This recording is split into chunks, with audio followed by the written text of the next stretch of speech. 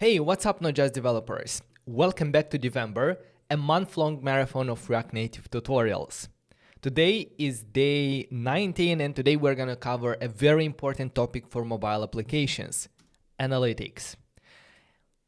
What exactly we're going to do? We're going to start by integrating an analytics tool in React Native. Then we're going to implement basic user and usage data tracking in order to know who is using our application, their geography, how often they are using, how active they are, and how long are their sessions. Then we're gonna also add tracking custom events that are happening in our application, and then we're gonna get into some interesting features like heat maps, which is a very important tool to track where your users are clicking on your application in different screens, and also user paths in order for us to have an understanding of what paths throughout our application our most loyal users are taking and how to improve that, how to design it better. So for all of these features, we're going to use a sweet analytics tool called Vexo. I found out about this recently. I integrated in one of my applications that I have on the market, and I found it really easy to integrate and very powerful. It provides very powerful data out of the box for your application. More about that a bit later. But first, let me remind about DEVember, which is our month-long marathon of React Native tutorials. Every day we're uploading a new tutorial here on YouTube, so you can subscribe to the channel and check the previous videos that we have made in this series. And DEVember is not only about education and not only about learning, but also about giving back. During DEVember, we are organizing a fundraiser called Education for Children, during which we are supporting the efforts of Save the Children organization in providing accessible education to children worldwide. If you want to support this cause, make sure to find the donate pop-up somewhere here. And I want to say a big thank you to Rogelio, Stuart, Sagar, Vale, Travis, and others who already donated. And before we jump to the next step, before we actually start implementing our analytics, I actually have to do something really quick, very important. Vexo team saw that we are doing this fundraiser. I told them that I want to integrate a tutorial with them because I loved how easy it was to integrate in specifically React Native and Expo. And they said that they wanted to donate to the cause, but the problem is that the fundraiser on YouTube is not available in their country. And for some reason, I see that, is our live stream working? Yeah, I think everything is working. So back to my task. Vexo team wanted to donate, and the donate was not available in their country. So they asked me, they sent me the money, and now I will donate from the name of Vexo. They wanted to donate 250 euros. So let me do it here directly on YouTube. Continue, confirm. And yeah, this is the donation coming from Vexpo. Thank you very much for supporting our... Wait a second, I need my security code. I don't know. Hopefully it's this one. Please.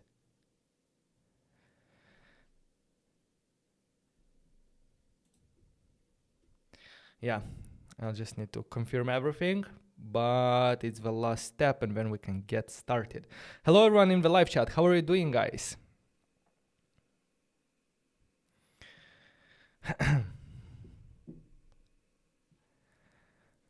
Hopefully I'm not gonna show anything. So yeah, the donation went through. Everything is fine. Thank you very much, Vexo, for supporting our fundraiser and for building a nice analytics tool. But now to our application. So you can integrate Vexo in any kind of React Native and Expo application. For this tutorial, I'm going to use the DEVember app that we are using, but you can do this in any, you can do it right away in your application because we don't depend on anything specifically about this app. It will be integrated in any application. Let's go ahead in the description of the video and follow the URL to create a Vexo account. Let me drop it in the live chat as well. Let's open it up. I will open it up here in a new window because I already have an account. And yeah, let's go ahead and start for free. I'm gonna provide my email.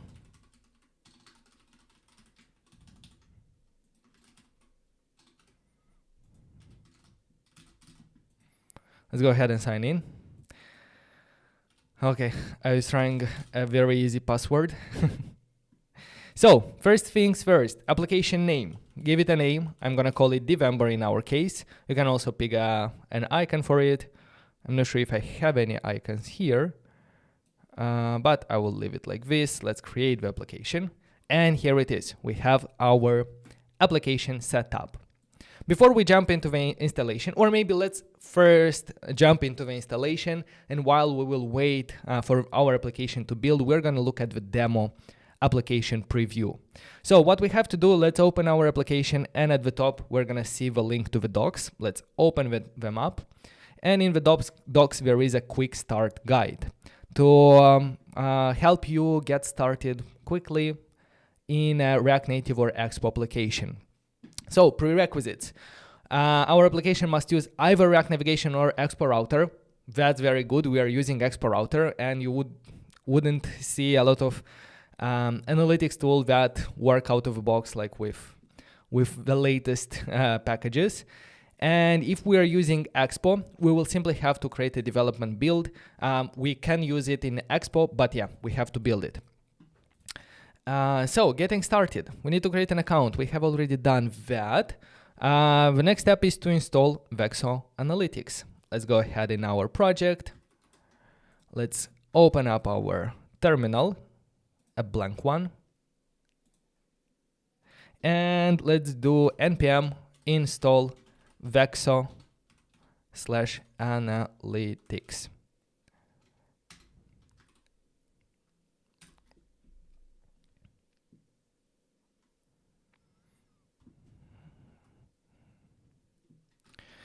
After that, we need to add in the entry point of our application the setup with our API key.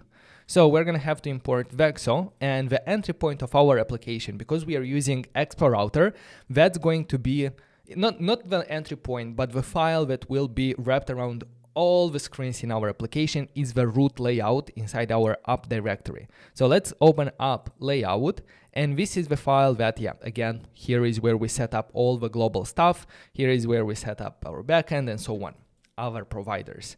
So what do we have to do? We have to import Vexo from Vexo Analytics, and then we need to call Vexo and pass here our API key. Let's take it from process.env.expo public and then Vexo API key. In Expo, we can already use environment variables, and in order for them to be publicly accessible in our client-side code, we need to start them with Expo public. So let's go ahead and copy the name of Expo public in our env and paste it here and bring our API key from Expo dashboard.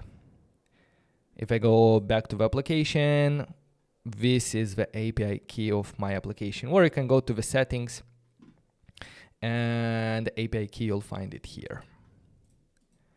Let's do that. Let's save, and this one can be undefined. So we can say war empty string. Now that we have initialized Vexo, the last step is to go ahead and rebuild our application in order for our native code to include the Vexo Analytics package. For that, we're gonna run npx. Let me clear everything. In a terminal, I'm going to run npx expo run iOS. This is going to be rebuild our Expo native site project locally. If you can do the same for run Android to build it for Android.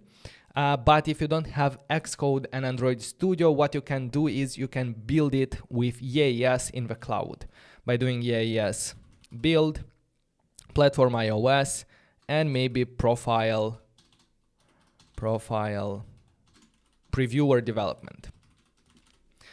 We have covered yes in a separate tutorial during our DEVember. So if you're interested how to build your Expo projects in the cloud, you can check that one on the channel. Hopefully I see some lags.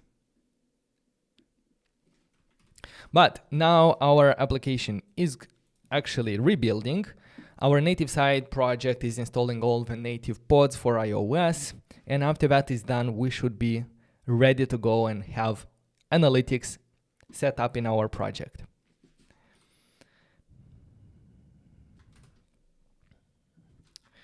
While this is happening, let's go to the dashboard and let's see.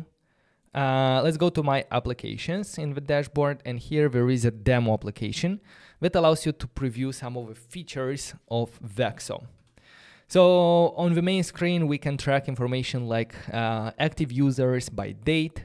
We can look at different time frames, their average session time. Very important to know how long is a session time in your application. The more you can hold user attention, the better. Unique downloads per every day. The drop-off rate, which specify the percentage of people that are dropping off, that stop using your application. Our application actually has rebuilt. We are here. We don't see any problems. We can navigate from a screen to another. And if we go to, instead of the demo application, if we go to our DEVember application, right away we should see something. Maybe we can, we see one online user. That's it. We have analytics and basic tracking in our application. One online user, and I think there is also the real time, right? Devices. We can see what device is using, iPhone OS, the version of application that is installed, the location, and when it was the last seen. We can go to the real-time inspector to see the events that this user is generating. Probably haven't generated any events yet. We need longer sessions. But yeah, we already have heat maps, guys. I wanted to start it very slow, but yeah, just with one install command, npm install Vexo, and just by setting it up here in our root layout, we have a lot of data to track in our application, and everything is done automatic by Vexo on the native side. It listens to different events of application, very important and common events. It listens to screen changes. So for example, we can go into the most popular screens, and because I didn't name them correctly, I named all of them index. That's what I see here. But anyway, like if I go into more details, which brings me to the heat maps, I see the exact paths that users went to. And also what I see here on this screen, on the heat maps, is the heat map of where the user is actually pressing. So you see that on this screen, the user only pressed the back button. If we go ahead and, for example, go to day 6 to check the Tinder clone, do some swipes, maybe I will try to do something here at the top, expecting something, maybe some more swipes. When I will go back to our Vexo, it should automatically be here. Maybe in a moment, maybe I will delete the index. And soon we will see the day 6 here as well. We see day 6 Tinder swipe animation, but the next page is not yet displayed. Here it is. It took the screenshot when the images were still loading, but we can see exactly what the user was doing there. I clicked here, I swiped here, and at the top I was clicking like multiple times. And when you have things like this, you can understand like, hey, why is the user clicking here? Probably they expect something, or they understood that an image is a button and it will take them somewhere. So it will give you a lot of insights of how you can improve your user interface, how you can improve the UX of your application. Hey, Alexandra, hello. How are you doing? Do you miss me? That's why you joined the stream. What else? The next step is custom events. Yes, we have a lot of things that are being tracked by default, like active users, average session, unique downloads, drop-off rate, countries, devices, versions, the intensity usage, like you'll see at what day and what time your application is most intensely used. This is a good way specifically for applications that have a pattern in their usage. For example, if you are developing an application that would help business owners submit their taxes, you will realize that for 3 months, nobody is using your application, and in 1 week, when everyone has to declare their taxes, your usage goes over the roof. So having like an insight on when this is happening is very crucial for you to be ready and to make sure that your infrastructure is ready for that load. Yeah, also the most popular screens. Now let's go ahead and see about the custom events. Let's go into the documentation. And under the features, let's go to custom events. Unique drop-off, user by country, user, device, custom events, this one. So the usage is, we need to import custom events from Vexo. What will we track? I'm thinking of tracking the press on one of these days, for example, day 1. But no, that's actually very easy to understand based on the screen path. Maybe I will do something else. But anyway, like it's going to be a good example for custom events. When something happens in your application, like someone buys or someone checks out, or they are completing a very important event that is important for you to know, in that situation, we can fire a custom event. I'm going to go into the components core daylist item, which is responsible for rendering this day. If I change something here, for example, we're right away going to see it on the screen. And what I want to do is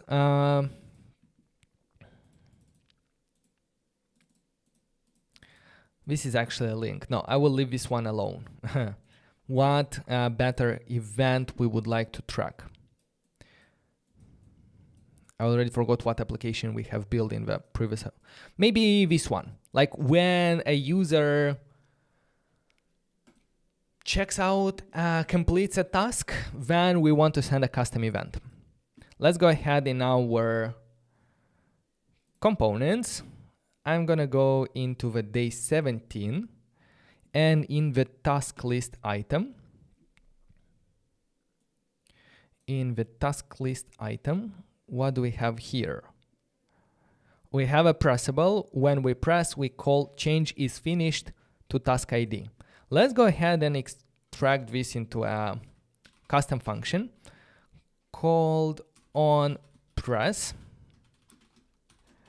And I will simply move this logic here and send the onPress to our onPress event.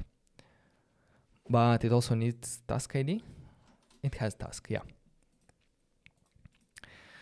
Now everything is gonna work as it was working before. I can console warn something here to make sure that this is exactly where I'm working, because we have multiple to-do applications. But now I can fire here a custom event. Let's go ahead and import at the top from Vexo Analytics. We're going to import custom event. So what I'm gonna do, I'm going to fire the custom event from the onPress with a name. to do pressed, and maybe we can give some arguments here that specify some information about the task. For example, complete is going to be task dot is finished, or how is it called? Task list item.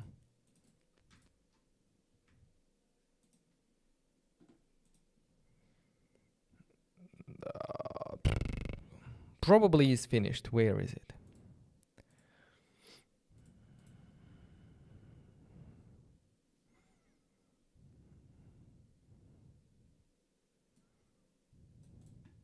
Yeah, here I see task dot is finished. But actually I'm gonna do negation, because when I press, it's going to be the other one. Like if it's false, it's gonna be true. So now if I'm gonna go ahead and press on this item and maybe create a new one and press on this one, we will see a couple of these custom events in our dashboards. If we go to the events, refresh, wait for a second for this to propagate, and we should have a custom event, to do pressed. Here it is. To do pressed was triggered 2 times. Once the complete was false, and yeah, we see a device, we see the screen. So the cool thing about custom events is that Vexo will understand the context that this event is happening in. When we trigger a custom event, we never said like on what screen we are, on what device, on what version, and so on. Vexo already knows the device, it knows the screen that it happened on. It happened on the day 17 screen, and we can look at the heat map. So it's really good and very easy to get started. And as you can see, we have a lot of them here. With filters, you can go ahead and select a field complete is true and check the events where people completed a task. Maybe you can add here more information, because besides booleans or stuff like that, you can add a lot of data here. For example, if it's a checkout event, you might have a total price. Maybe you're gonna have a currency, USD. Maybe you're gonna have products, and here, I don't know, sneakers, and then t-shirt. You can also have a race. And now if I'm gonna, let me change it to, to a different name, purchase, just for us to have it differently. And I'm going to trigger this custom event when I click on these items. I just wanted to do that to share like a different kind of event that we can trigger. And if I go back here in the custom events, we should see shortly a new custom event displayed here.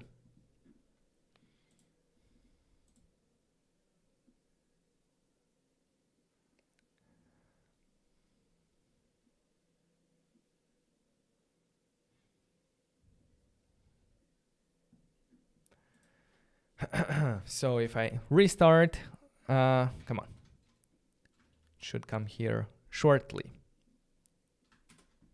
Did I click actually? Hopefully I did.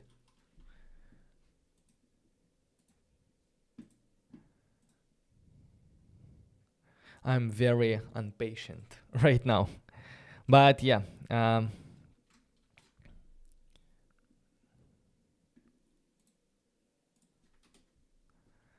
I need a lot of patience.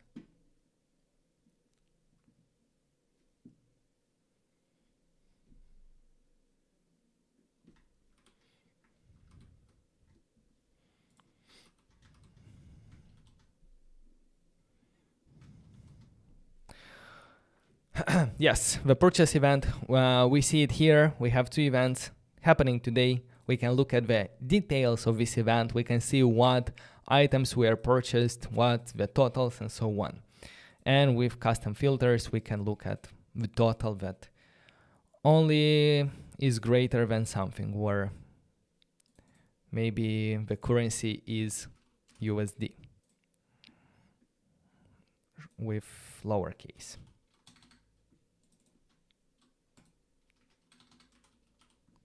Apply.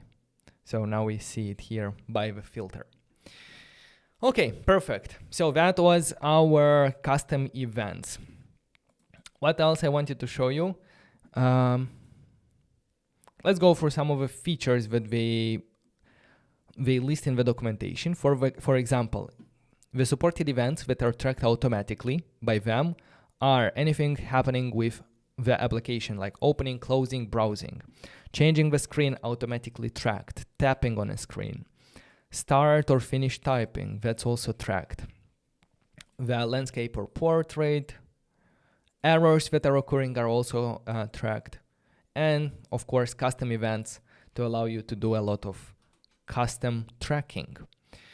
Device identity. You can identify a device by sending the identified device and with an ID for that user, and this will link like multiple sessions into one.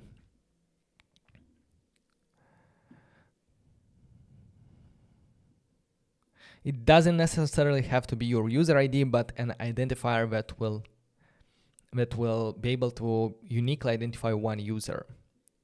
You can also disable tracking for some situations, maybe in development. That's what I did with Femify. I disabled it in production, in development, and I integrated it in our application Femify, which is on the market. And yeah, it was really easy to do. And now I have a lot of heat maps, a lot of insights of what screens maybe are confusing, what screens are easy to understand, where people click, and so on. So as you can see, I got a lot of insights here.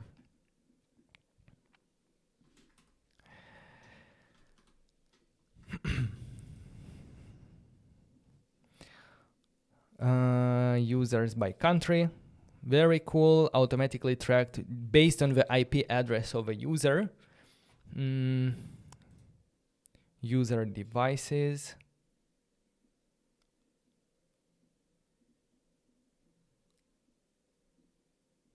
Heat maps. Yeah, we already saw how they work. Something very unique and something that is really helpful to understand like the patterns and the usage of your application. You don't get these kind of features out of the box in a lot of analytics tool out there.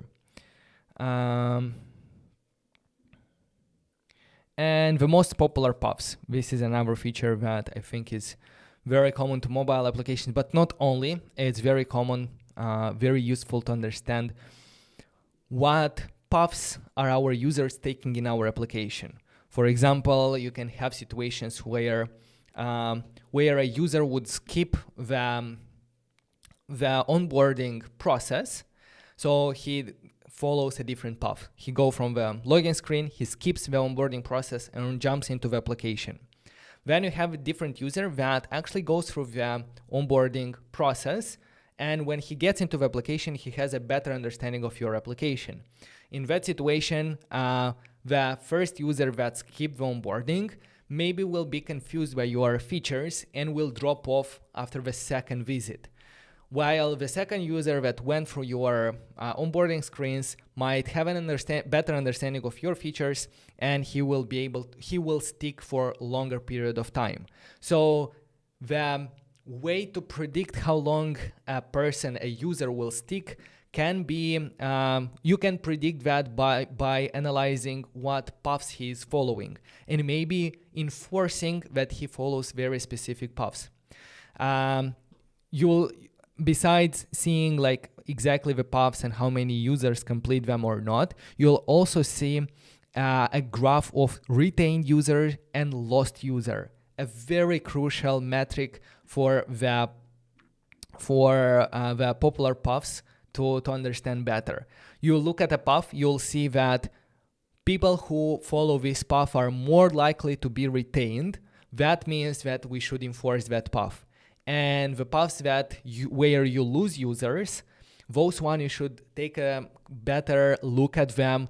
See, maybe you lose users on a specific path because there is an error that you forgot to fix. Maybe you never went through that path, and if you follow some screens and some buttons, maybe you get into a situation where the application crashes, and that might lead to a lot of people uninstalling the application and you losing users. And that exact information you'll find through the user retention of a specific path. If it's very low, double check it, see what's happening there, maybe shorten it, maybe prevent it, fix some bugs. Are more likely to retain, think about how you can enforce it. Maybe your onboarding screens shouldn't be skippable if a lot of users following the onboarding have a higher chance of retaining. So as you can see, there is a lot of insights and a lot of decision making that can be done for your product, for your application, based on the data that you have. And having a good analytics tool is very crucial for us to take better decisions based on data and not based on what we think users would like. Because in a lot of situations as developers, we are like, oh, I would really like to, I don't know, build this feature. Maybe not because the users want it, but because I will feel good about it. I'm doing the same, I have the same mistakes, but most of the times our decisions on priorities and stuff like that should be based on data and on users. Look, here they actually show like that on this path there is this off error and checkout error. And there is also these custom events that are happening, cart checkout, cart success. And the most frequent requests for the network with their time. We can go ahead and here in our application DEVember, we can see common paths. Initially, it's only me using it, so you're not gonna have, like the more users you have in your application, the better this information will be, because you will see patterns. You will not see some behavior that only one user took. You'll see something that 100 users did. So the data will be more statistically significant. But yeah, I can see that a user that went from home screen to day 2 and went back to home screen and went to day 6 index, there is not enough data, but we could see that they are more likely to retain, or these are the errors that happening here, or the events, or the requests. Very cool. We can look in the demo application. Maybe it will give us more information. For example, here in Vexo, yeah, we see that this path retained only 3 users, but 20 users that went through this path, they were lost. Why? Maybe because there was an off error, and we should go ahead and figure out why. Maybe a easier way for users to reset the password. You don't know. Yeah. So a lot of insights, a lot of data that can be used to improve our applications. And yeah, I think I'm gonna stop here. It was very easy. As you saw, all we have to do is install the library, set it up with the API key in our layout with 1 line of code, and that's it. We have a lot of things by default, and we can also track custom events. I hope you enjoyed this one, guys. Thank you very much, Vexo team, for donating to our fundraiser and for building a very good analytics tool and easy to integrate. Let me see if we have any questions today. Divi is asking. I have one React Native application. It works fine on iPhone, but in small devices it shows big fonts. Big fonts. And the design looks ugly. How can I solve this? I try React Native size matter, but not working. I would recommend maybe create this. The easiest way, like without any extra libraries, would be to go ahead and create a reusable text component, and that's actually what we discussed. And I had a very short workshop yesterday with our notJust.Academy students from our course, where I explain about creating custom text components that adds a little bit of logic on top of the text component itself. So for example, yesterday we talked about the approach of being able to have multicolor, like to switch the theme from light to dark, and how to do this. In that situation, you'd create a separate component called custom template or theme, custom text or themed text, where you'll simply receive all the styles, send them down to the text component, but add one small property of the color that will be checked with a theme. Then in all the rest of your application, we are using this themed text in order for us not to have to check the theme every time we are rendering a text box. We are simply importing the themed one. The themed one has the logic of checking it, so we delegate it there. The same can be done with the sizes. In your themed text, what you can do is you will receive as a property the font size. The font size, let's say 14. You'll check the dimensions of the screen and you will have an if statement. If the dimensions is less than this amount of pixels, that situation we are working with a very small device. So the font size 14 that we received, let's go ahead and decrease it by 30%. We're gonna decrease it to, I don't know, 12 or 11, and we're gonna send to the text box. Then use this theme component everywhere and it will automatically adjust in size on small devices. And that's it. And yeah, you can do it.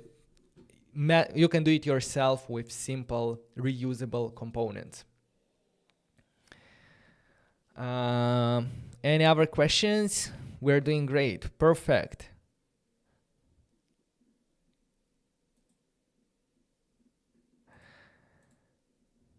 iPhone deployment target is set. That issue with iPhone deployment target means that you're using a library that only works on iOS 12 and above.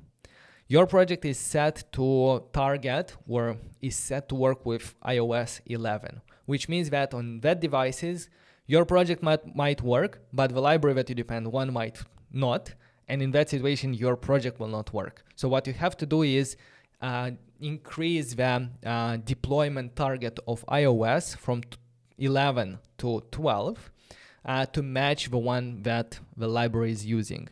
If you're to change the deployment target really depends on if you're using Expo or if you are in a bare React Native CLI setup. Do I need to modify the pod file? Again, this depends on if you are with Expo or React Native CLI. If you are on the React Native CLI, yes, you will have to modify the pod file and set the target from 11 to 12. If you're in Expo, I think it should be done a bit differently.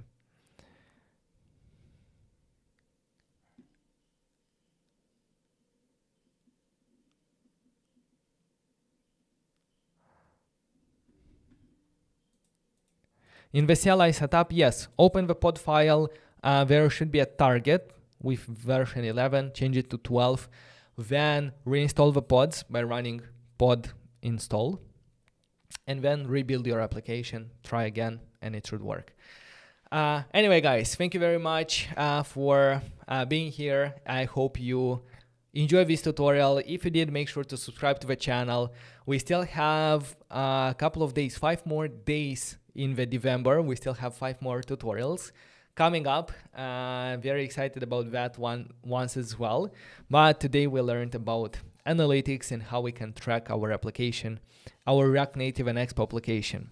For that, we used Vexo, and you'll find the link to Vexo in the description below if you want to try it yourself in your application. Anyway, I'll see you tomorrow with a new tutorial. Take care, stay hydrated, and